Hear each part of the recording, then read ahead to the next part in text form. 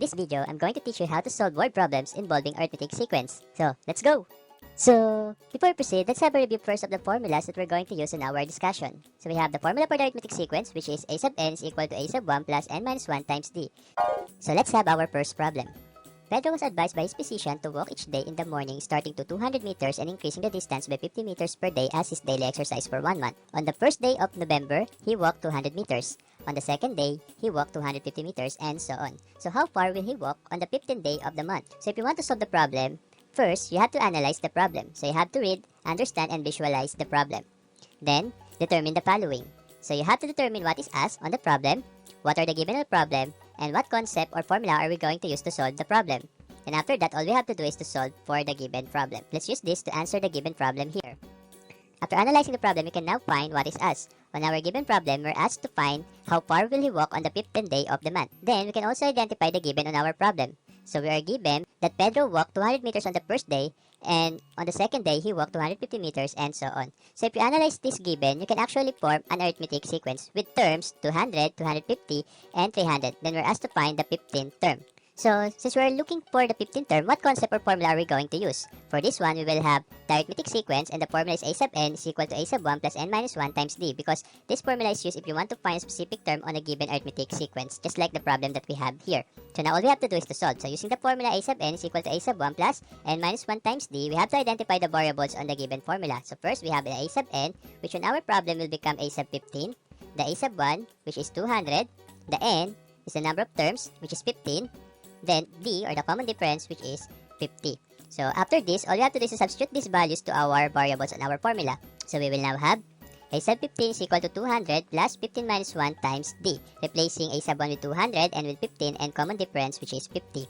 Then solving this will give you a sub 15 is equal to 200 plus 14 times 50. Continuing this one, we will have a sub 15 is equal to 200 plus 700. Then adding these two numbers will give you a sub 15 is equal to 900. So therefore, Pedro will walk 900 meters on the 15th day of the month. Some of us dream to have a brand new car. But you know what? As time goes by, the value of a car depreciates. Example, the price of a car is 2 million pesos, which depreciates by 5% at the end of each year. What is the price of the car during the 5th year? This problem involves a geometric sequence, since it depreciates exponentially in a given time. Let us solve this given problem involving geometric sequence. First, we need to identify the given values. The price of a car is 2 million pesos.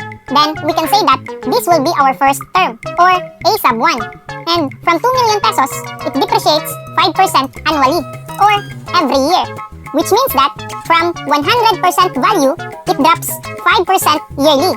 So, the next value will be 95% from 100% value.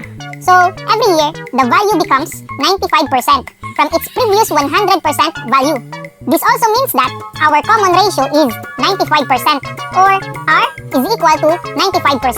Since we are not dealing with percent, when we solve it algebraically, then we will convert it into decimal. 95% is also equal to 0.95. We are asked to find the price of a car during its 5th year.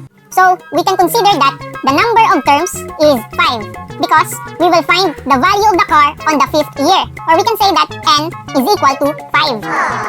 And now, we will find the value of a sub 5. Using the formula a sub n is equal to a sub 1 times r raised to the power of n minus 1, we can solve this given problem. Now, let us solve for the 5th term of this geometric sequence problem. By substitution, a sub 1 will be replaced by 2 million, while r will be substituted by its value 0.95, and n is replaced by 5. The new equation will become a sub 5 equals 2 million times 0.95 raised to the power of 5 minus 1. Next, we will simplify it correctly. Then we can have 1,629,012.50 pesos as the value of the car from 2 million when it depreciates by 5% at the end of 5 years. Even the value of a car depreciates, yet most of us are dreaming to have one. But even you don't have it, or you cannot have it, remember always that you are blessed.